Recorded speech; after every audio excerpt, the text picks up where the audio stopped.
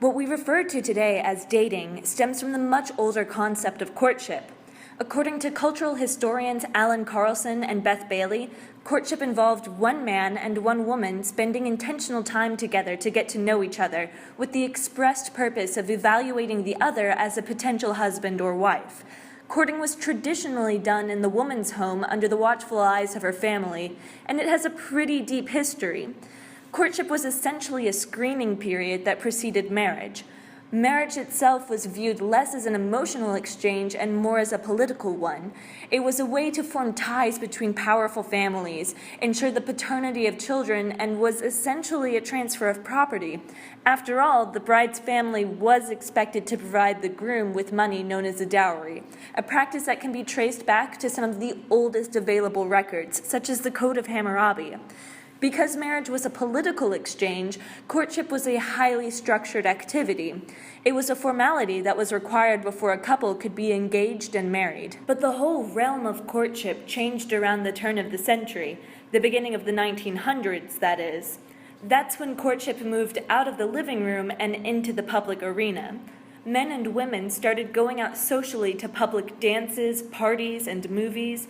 The rise of entertainment culture brought about the rise of dating as well. In contrast to the formalities of courting, dating was far more casual. It was acceptable and in fact expected to date more than one person. Dating itself has gone through many changes over the century, but we'll save you the details and fast forward to the year 2015.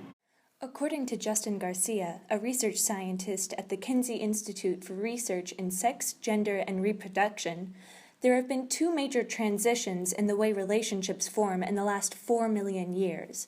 The first was around 10,000 to 15,000 years ago in the agriculture transition, when we became less migratory and more settled. And the second major transition is with the rise of the internet. This guy, I'm not really, into him, so I'm going to click no, that I don't like him. So he's not going to get that I matched with him. So this guy, we'll just look at him, and if say I'm going to try to match with him, and if I do match with him, it'll send me a message. So we're going to see if he matched with me. If I click it, and he is my match. So he has already liked me. So I can send him a message at this point, and we can talk. So, ladies and gentlemen, welcome to the modern age of dating.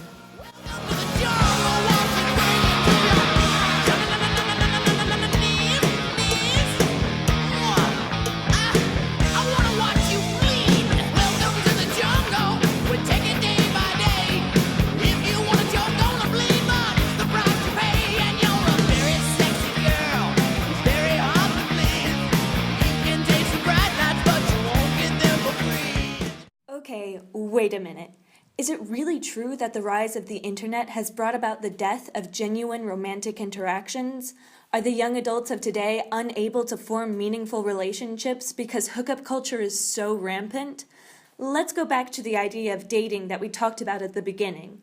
The Merriam-Webster dictionary defines a date as a social engagement between two persons that often has a romantic character. So, where does the date fit in today? I would say the date's pretty much dead as far as the traditional definition of a date. I would definitely say that I've been on dates, and I've been on successful dates and I've been on terrible dates. So I don't think that the date is dead.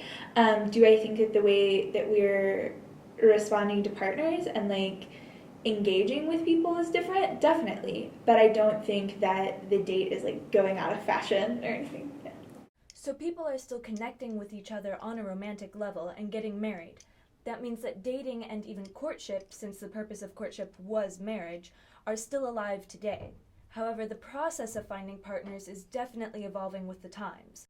When you can be sitting at home in your pajamas with your dirty hair and no makeup on and, eating a bowl of ice cream and talking to this dude and flirting with him, then it definitely makes it a lot easier to go after somebody that you find attractive. Me personally, before I even want to go on a date, if we're interested, I would try to see if we could go out for coffee for an hour or two and have a conversation and see if there's something there. I think coffee dates are used so much because you can stay if you want to, and it's not weird. but you can also easily excuse yourself because you're not stuck there for a long period of time. But what comes after coffee? Mark Barnett would argue that progression beyond the lightness of coffee dates to deeper connections is in jeopardy. He said, the hyper-competitive nature of the world has taken away a very important training ground for developing the necessary emotional skills to have a meaningful, potentially lifelong relationship. But is this really true? So dating, to me, is basically you're interested in a person and you want to pursue seeing them in a more serious fashion. That may lead to sexual things down the road, or that may just be a really serious relationship for a while that maybe doesn't evolve sexually. So if I go from casual dating to dating, it's somebody that I can see myself spending a lot of time with. There's a big difference in going on a date every once in a while and spending a lot of time with somebody. And if I want to do that and become serious with somebody, it has to be somebody I trust. And what about the unspoken rules of dating? There are many different factors that come into play with evaluating potential partners. A survey we conducted revealed that personality is by far the most important to people, but over half of the participants still ranked physical appearance as one of their top 4 most important traits in a partner. So how do things like race, gender roles, and sexuality come into play in the dating scene?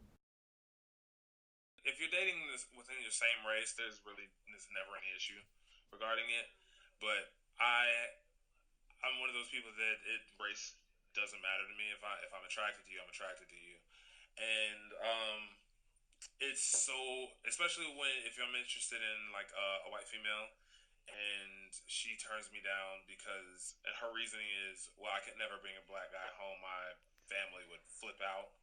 Like I've heard that multiple times, and my immediate thought is like, oh man, your parents care more, or your family cares more about the skin color of the person you're with than if they make you happy. It's a little depressing. And not just necessarily with me. I know a bunch of people go through it. Food for thought. A recent study on hookup culture conducted a survey on heterosexual dates, revealing that an average of 87% of heterosexual dates are initiated by men, while only 13% are initiated by women. I wait for the guy to ask me. I just grew up. I don't call guys first. I wait for them to call me. And I think it goes even more into the dating world. You wait for them to ask you on the date first. Yes, I definitely think it's okay for women to ask men out. If that's how you feel, you want to ask him out, go for it. See, this is what I hate, because sometimes the guys, they'll want to pay for dinner. And then just so it's not awkward, if we go somewhere else, I'll be like, okay, I've got the first round. Just so it's inferred that I don't want you to pay for everything, and I don't want you to feel like because you've paid for me, there's going to be something in return. Yes, there are certain roles that I feel like men are still considered to handle as well. Like, a man is supposed to pay. There's some women that believe that a man is supposed to pay for every time they go out to eat. Like every time, a woman is never supposed to pay. Some women believe that the first date it should be like something super planned out. I mean, I definitely think approaching people is a little bit different, especially when I'm approaching like women now that I happen to be attracted to, just because I think a lot of times it's sort of assumed that if I'm approaching a male and like he's straight, like everything's fine. But like if you're approaching like a female, and because there is like that connotation of like, oh well, she may be bi, or she may be lesbian, or she may be straight, like it's really kind of just a shot in the dark, and just you kind of hope that they're nice, and that if they don't, if they're not attracted to women, that they kind of like say it nicely. When you go out to a public setting, whether it's a bar, nightclub, restaurant, wherever, it's really difficult to actually find someone attractive and then try to, either initiate a conversation or, send them a drink or whatever, because a lot of times you don't know what their sexual orientation is. So where does this leave us? Obviously, the world of dating is far from perfect, but all hope is not lost. In fact, the best chance of reforming the way we view dating goes back to the way we're brought up. We got to stop treating sex like it's dirty. And that's really an American thing, because I lived in other countries, and Americans are the only ones that like treat sex like it's this bad thing. They're just like, oh, sex, ah. The world is a diverse place, and it's time we recognized it in our dating practices. I am a pansexual. I'm straight. And I am straight. And I am openly gay. It comes down to it comes down to how you're raised, how you're teaching your kids, how your kids are talking, how you're teaching your kids to interact with other people. You know, it's always about that next generation.